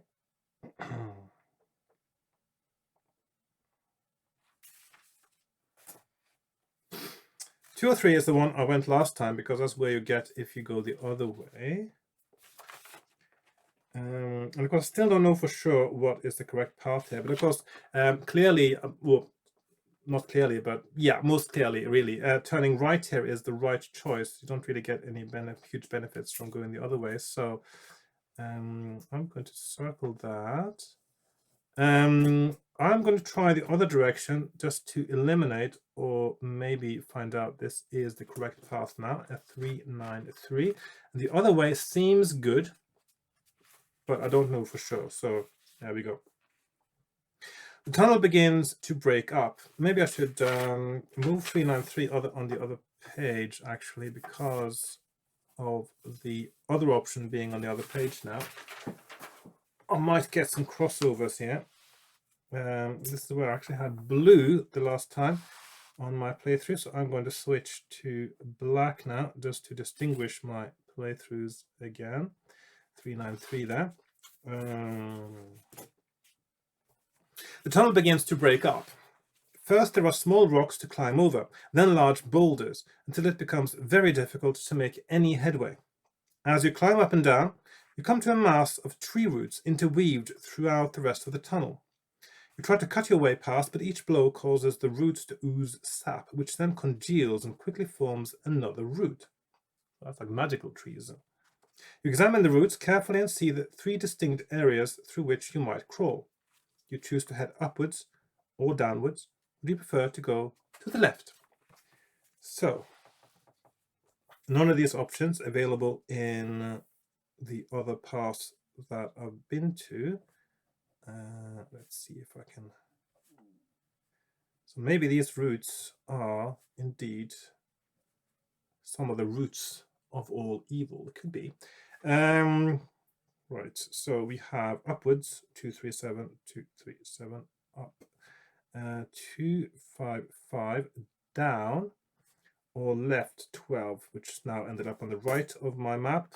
I usually try to keep it sort of left on the left side and things, so yeah. Upwards, downwards, left. I'm going to go upwards. See what happens now. You force your way through the roots. They seem to tighten as you pass, and you realize that there is no going back. Tabitha squeezes out in front of you and tries to guide you. Suddenly there is a shriek, and there in front of you, in front of her, is a grim furry creature with small eyes and large claws. The bazooka extends her own claws, bares her fangs, and attacks. Test your luck. If you're unlucky, Tabitha loses the fight and you are left defenseless as the vile creature attacks your face. Your quest is over, actually. If you're lucky, Tabitha wins and drags the creature into a break in the tangled roots. So that sounds to me like this isn't the right path, because that means it's a very good chance you might actually lose the whole game right there. So that was up, wasn't it? So I'm going to make a note there that says, let's see, luck. Let's see the end in brackets.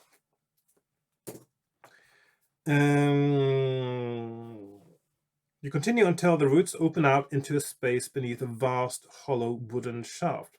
There are spiral cuts in the shaft. Do you climb up or squeeze into another hole? Right. Okay. Going to make a little bit of space there. Climb 1, 3, 3. Climb 0, 3, 0, 6.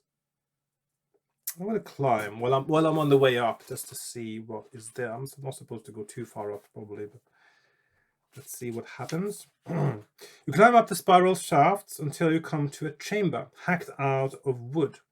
Along the wall stand figures made of wood. Each one holds a sword. As you watch, one of the figures slowly turns into flesh and moves in front of you. Sword at ready. You hear a creaking, rumbling voice.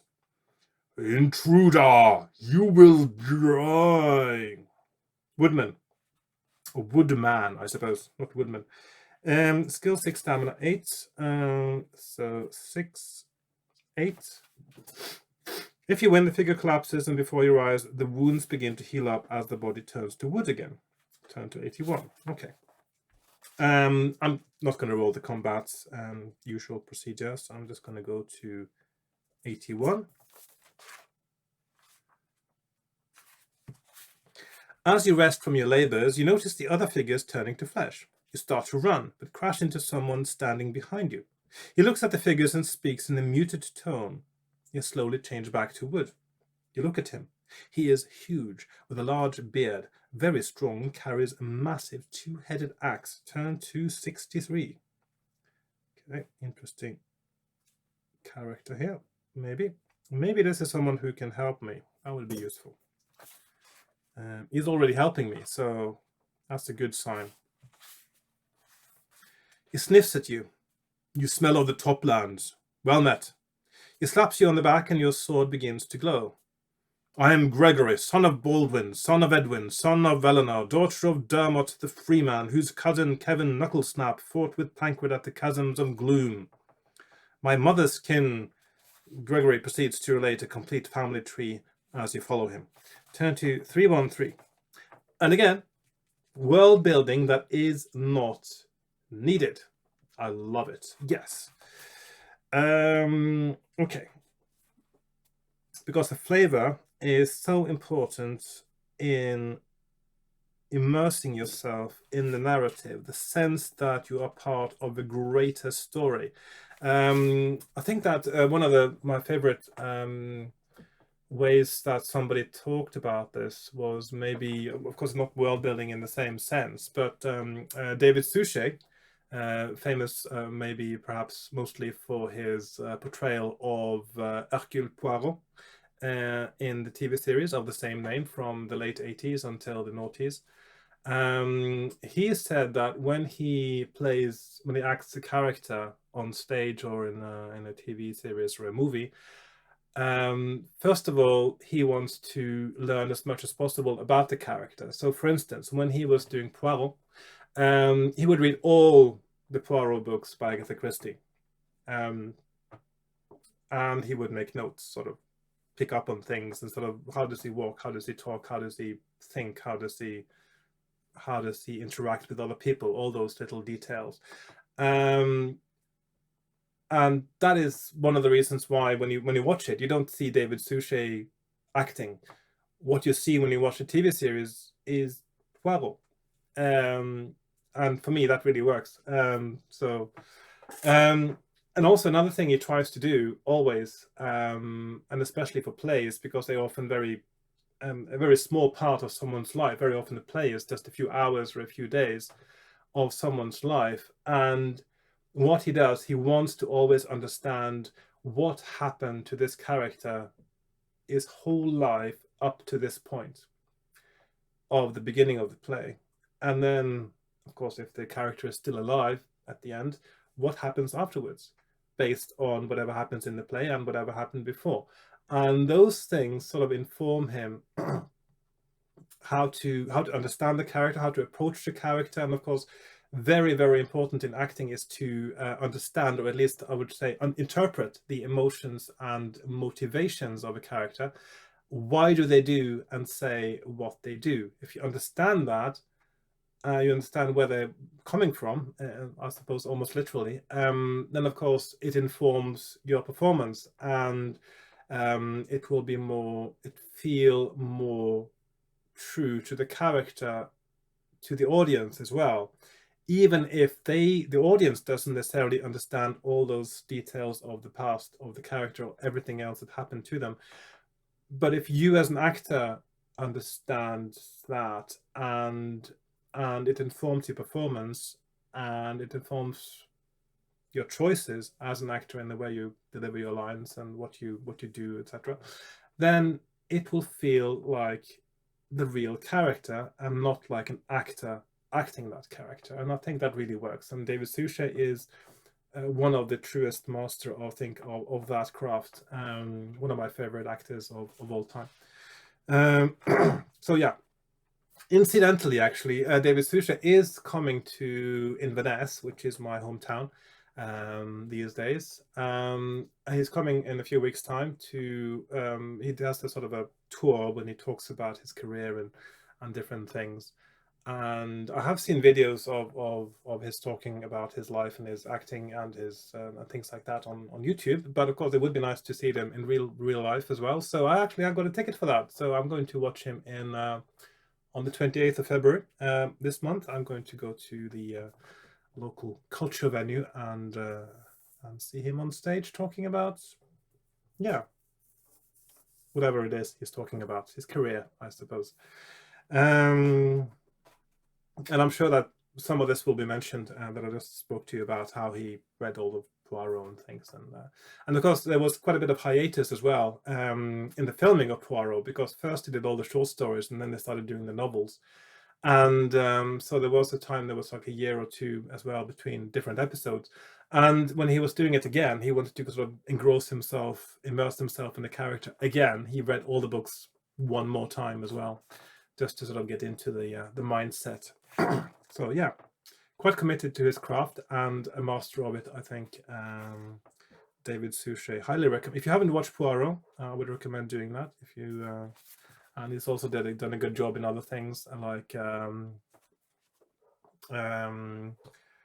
the Dial M for Murder remake, A Perfect Murder, with Gwyneth Paltrow and Michael Douglas and Viggo Mortensen. Very good film. He's the detective in it.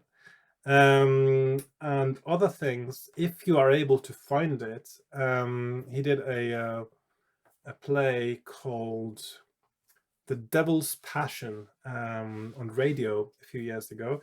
It isn't available right now to listen to again. It would be on BBC iPlayer, I think. But hopefully it will be reprised again one of these years.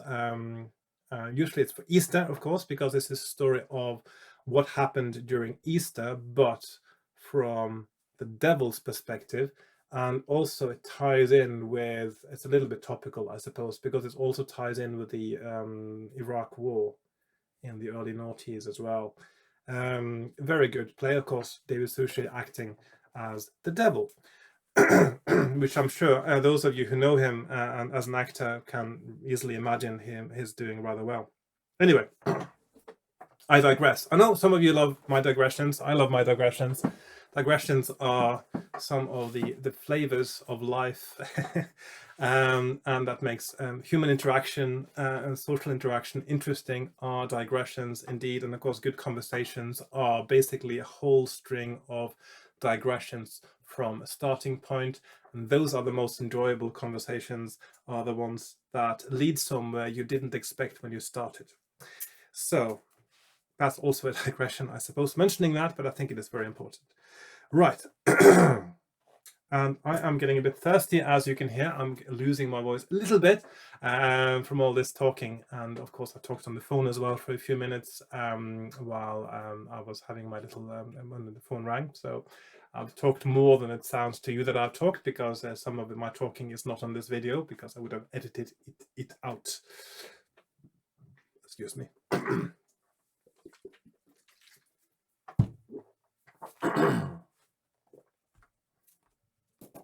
Right, 313. Gregory. Right, so he takes you through a maze of routes and then up a wooden staircase. Everything is made of wood. You follow him along a hacked-out wooden corridor to a large, intricately carved door. Inside, an old man lies on a bed of fine roots.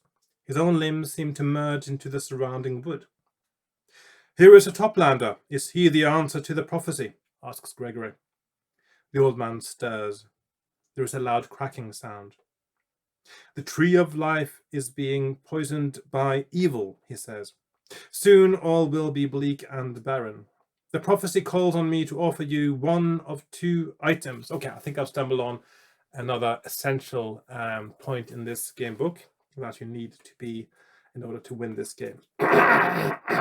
Excuse me. "Which do you choose? A bag of gold or a sliver of everlasting wood?" Well, it sounds like gold is a really it's almost like oh, do you want this gold or do you want this elixir of eternal life? I mean, gold has no value apart from what has been, from the perceived value that it has for people. A sliver of everlasting wood sounds much better to me. So I'm not after gold at all. This book, indeed, unusually actually for a fighting fantasy book, there is no gold involved. I know that Ian Livingstone, famously, of course, he really loves his loot. He loves his loot. So, especially the first in Warlock of Fighter Mountain, when they still weren't sure exactly how to run things, and they were doing it sort of along the lines of a fantasy tabletop role-playing game like Dungeons and Dragons. One of the ideas in the early days of role-playing games was that one of your goals as a character was to amass loot, to gain wealth. And so every gem in Firetop Mountain has even a gold value attached to it, so you can find out how much loot you end up with in the end. So some people like that. Other people like the puzzle of finding the right path through. Yours truly. So yeah. So gold or 278 wood. Everlasting. Yes. 278 it is. Sliver of everlasting wood. You choose wisely. All the gold of the chasms will not help if the evil seeps up and saps the tree of life. Yeah, well, obviously. Mark the everlasting wood on your adventure sheet. That's also a nice thing to say, by the way. When you make a right choice in a game book, it's very nice that the paragraph following it sometimes confirms it as well. If you get a chance to cook your food, use it again and again. Okay, so basically this is everlasting fuel as well. The old man begins to stiffen up, and you can detect wood grain appearing on his skin. Gregory takes you to the end of the wooden tunnels and into the rocky ones. He shakes your hand and leaves you. Add 2 luck points. And that's another thing in game books too. When you are awarded luck, it means you've made the right choice. You walk along trying to get a splinter out of your hand. After a while, everlasting splinter. Yeah, that's another problem, isn't it? If you, with this piece of wood, if you get a splinter in your hand, it will never come out. It'll just keep growing. After a while, the tunnel begins to get unbearably hot. Turn to 112. Okay, so this is clearly the right path. So I don't know how this connects now to the bit where I was last time, and which also comes after this point, but we'll find out eventually. Maybe next time. So 112. So I might already be possibly beyond this point for all I know. But at some point, I'm sure these paths will connect again, because it seems that the mapping skills of Mr. Sharp writing this is quite good, and connecting things together in a way that isn't too obvious as well. The heat increases and the dim red light in the distance becomes very bright. The ground trembles as you eventually come to a fast-flowing river of lava. The path leads to a row of stepping stones, and you have no other way to go but across. Halfway, well, you could go back, I suppose. Halfway to the other side, with your boots scorching, you look up and ahead see a figure holding a crossbow aimed at your heart. She orders you to drop your sword into the river. You are 3 steps from her. Do you drop your sword in the lava, or risk rushing across? Right, that is a tough choice.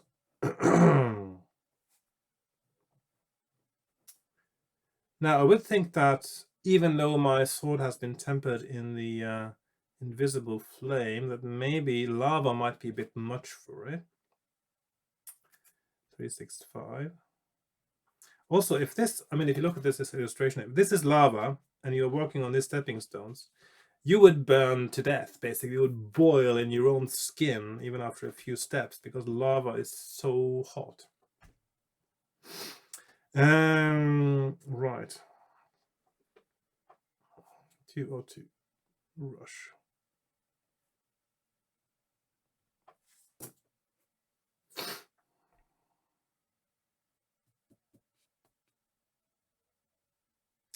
I don't want to drop my sword into the lava, so I'm going to rush across. Might be the wrong choice, but let's find out. You leap the 3 steps and she fires. Or rather, she shoots. You don't fire a crossbow. You don't fire a bow. It's that's a firearm term. The arrow grazes your shoulder. You collapse under the influence of a mild poison. Deduct 3 stamina points. Okay, so minus 3 stamina. She walks over and searches you. She takes your provisions and any rings or gold that you may be carrying. She then kicks you and disappears. Right. So does that mean that by this point you could have had a ring? I don't know. She then kicks you and disappears. Tabitha sits by your shoulder and licks your wound. You lose consciousness, but at one point you see a group of orcs and feel yourself being lifted up. Turn to 64. So we're back in with the orcs now. So this is, interestingly, down here. We got 64. So all this bit here is instead of this bit here, I guess. Okay, interesting. What happened with 310? Just trying to look at what I did last time now. Okay. But still, this seems like, I mean, the sliver of eternal wood. It sounds like something that I can't do without. Most likely this is the an essential item, I'm guessing now. Which means you're not supposed to see this bit. You're supposed to get here at 64 and see what happens next. Now we're really close to where I ended last time, so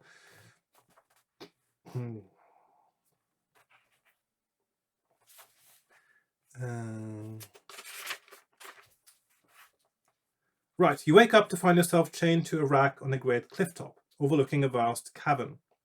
Your sword and belongings are still on you, and you feel Tabasha in your pocket. Standing all around are orcs wearing the fighting armor of the mailed fist, the symbol of the elite Hokusai orcs. The captain stands next to you and is obviously waiting for someone. Damn Kudam, kill my soldiers for sport and then don't turn up for the chase. Well, Kudam. So we got another Kudam somewhere here. A nearby lieutenant reminds him that the ceremony must begin at the appointed time laid down by the prophecy of Mukin Adun. At the mention of this word, all the Hokusai orcs kneel down and stab their daggers into the ground. Then the captain calls out, "The chase has begun! Release the prey and summon the griffins!" Your bonds are cut and a drum pounds out a regular rhythm until the flapping of wings and snarling and snapping announce the arrival of the griffins. Flying, fire-breathing creatures, each with the body of a lion and the wings of a dragon. And it occurs to me that actually I missed the, on this playthrough, I missed the Dragon's Breath Inn, which I can't remember exactly where it is. But surely that was before this point, wasn't it? I think. And the hint in the beginning told me that I should go there. So there might be some things I missed on this playthrough as well. I'll catch up on the next playthrough probably. So anyway, now we're back with the chase, and of course I don't know where the correct path through this is, but this is another kind of maze where there might only be one correct path through, and that is quite hard to do. And of course, again, if you were following the rules exactly and they rolled all the dice, it might be another of those places where survival actually is a very unlikely thing.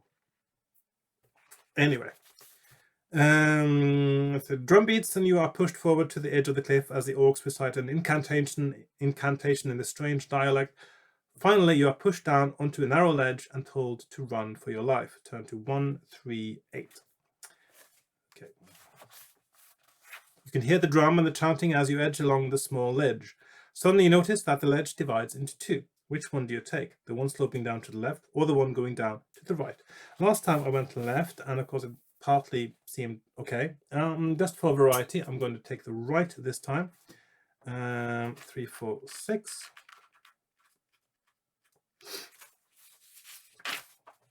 The beat of the drum stops, and you hear a cheer as you edge your way down the steep slope. You see 3 routes ahead of you. Which do you choose? A ledge to the left. Okay, so this is just like the other maze actually. It is crisscrossing a little bit. A drop down to a lower ledge, 220. I don't have that on my map. 220. Or slope to the right, which is 6, 7. 6, 7. Okay, so I'm going to do that. 6, 7. So that is left, a lower, right. I'm going to go to the right. I have a feeling I want to avoid going too far low down, maybe first of all.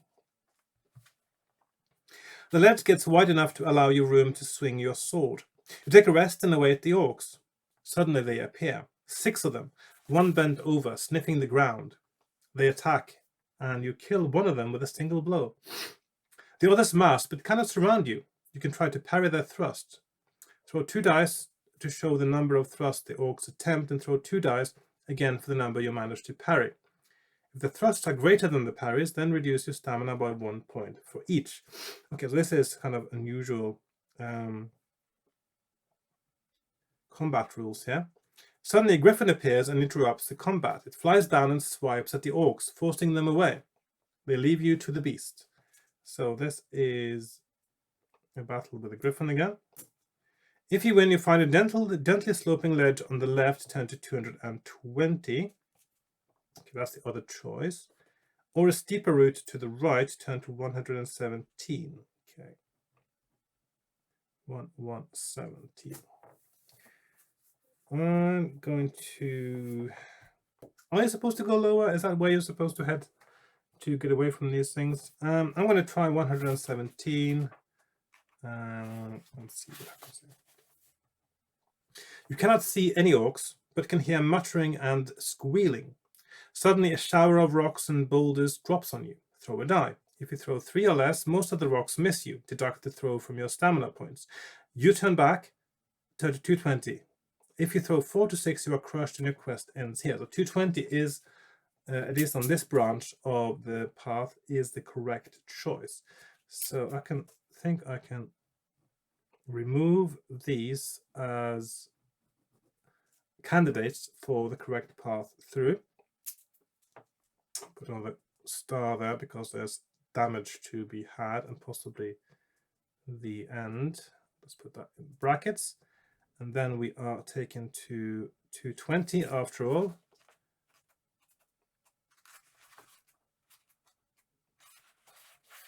You're on the ledge leading to the left. You can hear the clamor of pursuit as the orcs chase you with great fanaticism. Of course, it's a kind of almost like a religious fervor now because it's like a ritual.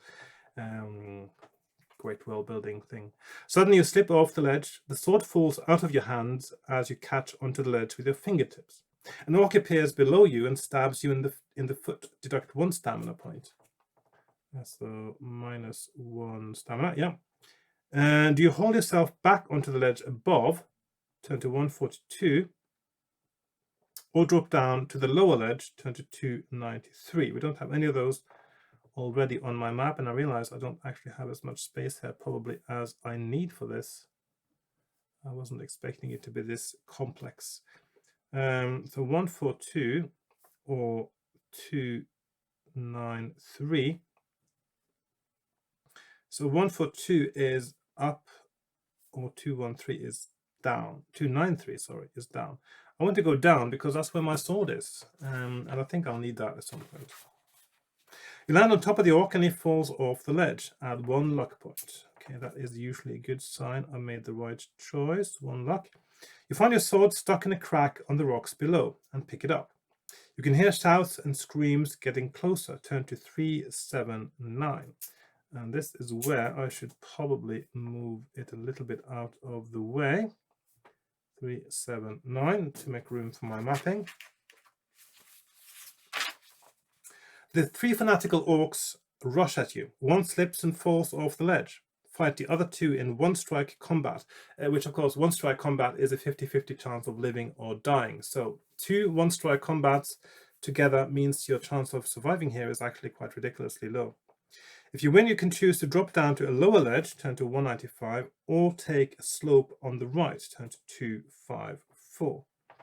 So this is 2 times 1 strike, and then you have 2 options. Yeah, I'm not going to roll for that. Again, saving time. So 195 lower or 254 slope. And those are not here either. I don't know if I'm supposed to go lower and lower, if that's the idea. 195 lower. I'm going to go lower, actually. You are on a wider ledge, but see no way to get further down. An orc finds you, and you take him on in 1-strike combat. Again, 50-50 chance of dying. 1 strike. If you win, you discover 3 ropes hanging down the smooth precipice into the darkness. Another orc appears. If you win this 1-strike combat, do you choose? Okay, so there's 2 1-strike combats again. Do you choose to go down the rope on the left? Oh, excuse me. The rope on the right, or do you think the rope in the middle would be the correct choice? Okay, so do I have any indication or hint which of these would be correct? 2, 3, 1, 58 or 93, left, right, and mid. I'm going to go with the left this time.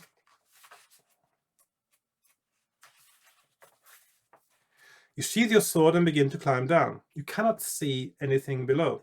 Occasionally, small furtive creatures rush around the cliff face and disappear into small cracks. As you descend, the rope begins to shake. You look up and you can just see an orc chopping at it with an axe. You plummet down the cliff. You land badly. Deduct 5 stamina points. Minus 5 stamina. If you're still alive, add 3 luck points. Plus 3 luck. That's a lot of luck points. You find yourself by an old road with deep wheel ruts. Turn to 304. Okay. So it might not be the best path to get there, but that is probably where I get away from the this ritual, potentially. But they did say that their leader was a Kudam, so maybe it's one of those that I should have faced in combat, maybe during this section. So I don't know about that yet. I still have 6 more to kill, after all. You walk along the road. The cavern is enormous, and in the dim red glow you can see no end to it. Just then you hear the sound of a cart approaching. 100 paces ahead is a stone hut by the side of the road. Do you decide to run inside or prefer to leap into a ditch at the side of the road? Yeah.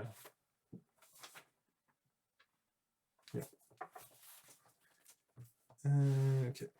So we have 2 options. 260 or 286. Ditch or inside. I'm going to run inside 260.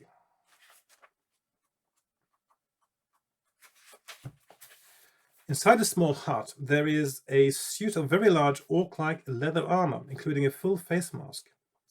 You examine it carefully and find blood smeared on the inside. The cart gets nearer and you can see an orc detachment in front of it, and a rather taller group behind. You have heard stories of renegade men and women working for Orguz. The orc commander calls out for the guard. Do you don the armor and go out, or make a run for it? Okay.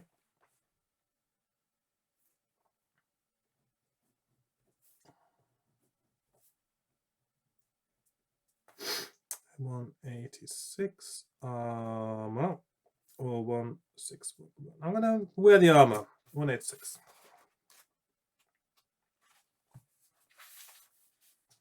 You quickly put on the armor and rush out of the hut. The orc commander begins to curse you for laziness and then goes on to abuse whoever had the idea of having toplander squads in Hokusai regiments. You are told to get in line and you join a group behind the cart. The pace is fast. Everybody trots along and occasionally the commander turns round to swear at somebody. Eventually you reach an orc army camp and you are told to line up in a row at the top of a high wall. Below is a moat full of creatures that snap, swirl and thrash about in the murky water. Choose a position in the line by throwing either 1 die or 2 dice. 1 to 12. Right. In this case, I'm going to choose 1 die and roll 4. So I'm going to do position number 4. Okay. Discipline makes Hokusai soldiers the elite. Be proud to die, you filth, screams the commander as he walks along and pushes the 3rd, 6th, 9th, and 12th into the moat. If one of these is your position, your quest is over. If you survive, turn to 28. Nice touch, nice touch. Nice way of doing a cull, as it were. Okay. So at this moment, if you get to this point, it seems like wearing the armor might be a good idea. And we go to 28.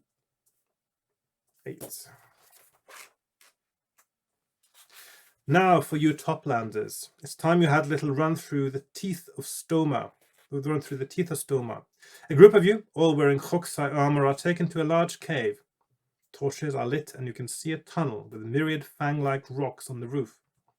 The orcs haul out large drums and begin to bash them. The long, thin, dagger-like rocks break off and drop onto the ground. In the distance, you can see a skeleton with a spike through its ribcage. An orc then shouts the order to run and everybody rushes through. Throw 1 die for your position and the 2nd die for where the rocky spike lands. If the 2 throws match, you are killed. Repeat 4 times. So basically, roll 4 times if I get doubles. So 1, 2, 3, and 4 and doubles. And I think I'm going to do this one because I've had quite a long playing session now, and it's probably a good time to call it the day.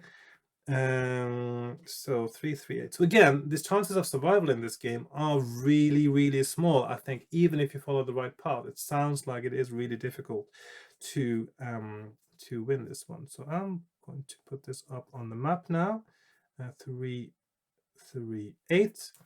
Let's see. So 4 times. Let's see. 4 times roll doubles equals the end. The next one is 3, 3, 8. There we have it. And I must say that last time when I was playing this, I'm just going to change to my normal view now. Last time I was playing this, I wasn't 100% sure about some of these mazes and like this ledge thing, and because the chances of dying are a bit somehow is really high. So I'm completely ignoring dice roll, probably the best way to go most of the time. But I am really, really enjoying this book, and for the reason that I keep pointing out as I'm playing it now, is the flavor of the world building is on a completely different level to what it is in most of the other books. It seems to have a lot of background story or things going on the side that you don't really know about, but not all of it is just there to aid exactly what you're doing, but also to add that immersive flavor to it, which is so important in a fantasy story. And I am really enjoying that aspect of it. And I am really looking forward to seeing what else there is as well in Chasms of Malice. Now, in some aspects, I think this is, I do say this from time to time, that when I play a book, that this might be my favorite up until this point. And this book has something about it that I'm really, really enjoying. And also, I quite like how, obviously you have a lot of rolls of dice where you have a 50-50 chance of dying, but those come instead of insta-deaths. So insta-death, of course, the infamous thing of Ian Livingstone, where you have a choice between different things and you have no hint as to what's correct, and you make the wrong choice and you die. It is preferable, I think, that instead of insta-deaths, you have a 50-50 chance of dying. I think it's preferable. So it doesn't feel as unfair. And also, on the occasions where you have a 50-50 chance of survival here, it goes with the flavor of, it goes with the context, it goes with what's happening. You are on the ledge. It is really risky to fight. Whoever hits the other one first is going to be the one who wins, and the other one will die. You are climbing a rope. It is about to tear. You do have a 50-50 chance maybe of making it onto a ledge. That sort of thing. It really works, I think. And it even though it is quite harsh, it feels fair. So that is something this book really has going for it. So a kind of harsh fairness and a lot of world building flavor. Loving it.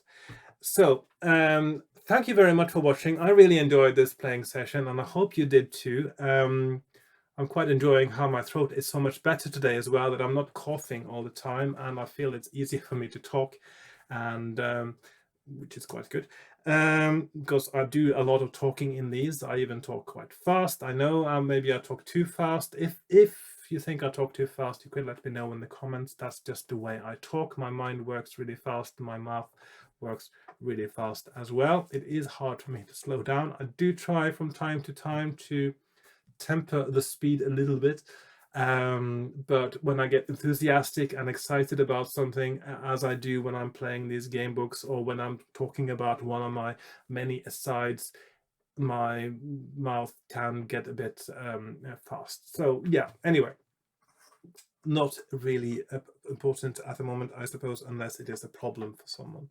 Right, so I would like to thank you all for watching, and I will be looking forward to seeing you all here in the next episode, and I'll be looking forward to playing the next episode as well.